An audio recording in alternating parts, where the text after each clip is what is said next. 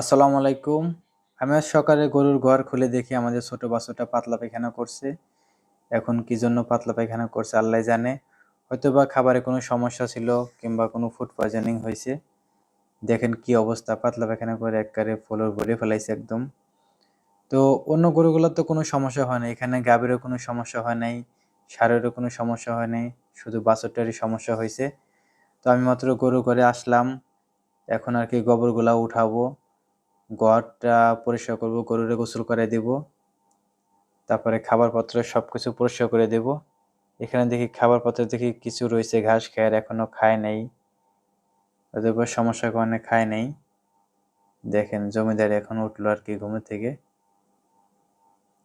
তো আমি এখন আগে গরুর ঘরটা পরিষ্কার করে দিই আর কি, তারপরে কিছু খেতে দেবো আর কি। এখন কি জন্য হইলো আর কি ছোট বছরটা, আসলে গরু বছর অসুখ বিসুখ হলে অনেক সমস্যা।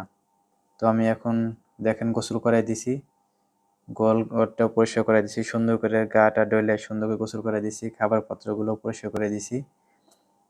তো এখন আর এই পাশে বাছুরকে আমি কিছু শুকনো খড় দিছি আগে। শুকনো খড় ভালো মতো খাচ্ছে না, হয়তো বা পেটে গ্যাস হয়েছে আর কি, ওই জন্য খাচ্ছে না। তো দেখা যাক কি হয় আর কি, দিয়ে তাহলে ওষুধ আনতে হবে। আর গ্রামে আর কি আমার মা বলল যে কিছু বাঁশের পাতা এনে দিতে, কারণ আমাদের গ্রামে গরু পাতলা পায়খানা হলে আগে কিছু বাঁশ পাতা খায়, তখন দেখা যাক কি হয়। তো যদি সারে তাহলে তো ভালোই, আর না সারলে ওষুধ আনতে হবে। তো সবাই ভালো থাকবেন। আসসালামু আলাইকুম।